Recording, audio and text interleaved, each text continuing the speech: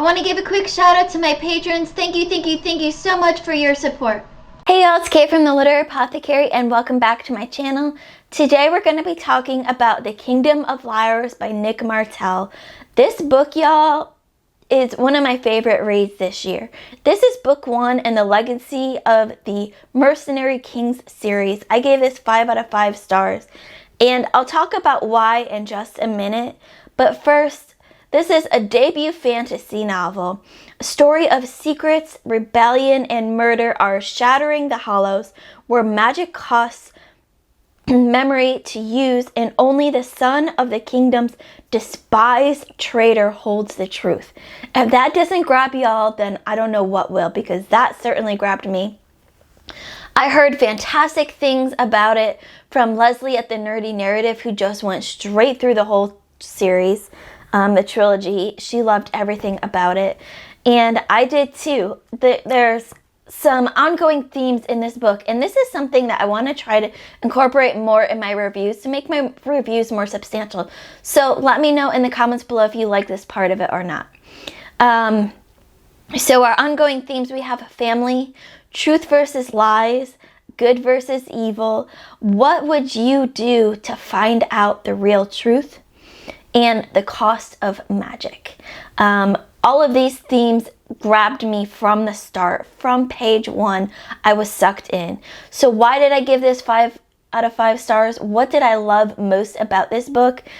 I mean, there's so much I loved about this book. You've got the idea of magic costing memories. So these characters have magic. They have what they call fabrications, different kinds of fabrications, different kinds of magic, but each time they use magic, it costs them a memory from their life. And to me, that idea is just so exciting and interesting and intriguing, and I can't wait to see where he takes this idea in books 2 and 3. The characters, these are realistic, memorable characters that have to come across these decisions in their life, that everyday decisions. What do I do in this situation? Who can I trust in this situation? Who can I support in this situation? Our main character, Michael Kingman, has to do the, bad versus evil decision a lot. Who's more evil? Who's slightly better? There's not one, 100% good character or 100% bad character. Well, maybe 100% bad. But our main character has to make these really hard decisions throughout the whole novel that a lot of people, if they have to make the decision at all, it's like one of these decisions in their lifetime. But this guy has to make these decisions throughout the whole book, which takes place, I think, over a year maybe, if I remember correctly. Also, the pacing of the book was just really well done. I never felt that there were certain parts that just dragged along or certain parts that were too rushed. It felt like the pacing fit the story perfectly. We have a lot of political intrigue in this book, and it played really well to the story. It felt like the political intrigue was in there to move the story along, and it wasn't just in there to have political intrigue.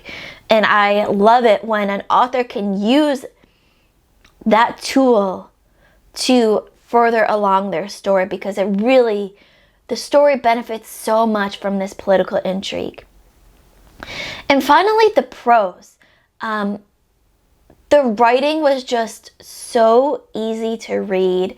It reminded me of just like melting butter. You just kept wanting to read it, or at least I did. I kept wanting to read this book more and more and more. The more I got through it, I wanted to read it more. So much, in fact, that I actually added book 2, The Two-Faced Queen, to my April TBR, because I had to know where this story goes. It's not often that I will read a series back to back like this, but this book, this writing just had me so addicted to it. I had to know what happens. So this was actually my patron pick of the month for February, picked by Ben. Ben said, what's a book that you've been dying to read? I looked at my shelves and this one stood out. I gave him 2 choices, this one and another one. He picked this one, and I'm so glad he did, because this book I loved so much. So if you've read The Kingdom of Liars, let me know in the comments below, what did you think of it? What was your favorite part? For me, my favorite part in this book was the magic system, and the way that, you lose a memory each time you use magic. So you have to make sure you're using that magic in times when you actually need it, and not just to make life easier. As always, my Patreon and my Discord information will be in the description below. If you want to choose a book for me to read in a certain month, like Ben did, come and join my Patreon. It's only $1 a month to join, and we have so much fun. Yeah,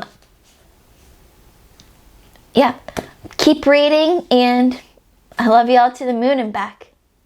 Bye.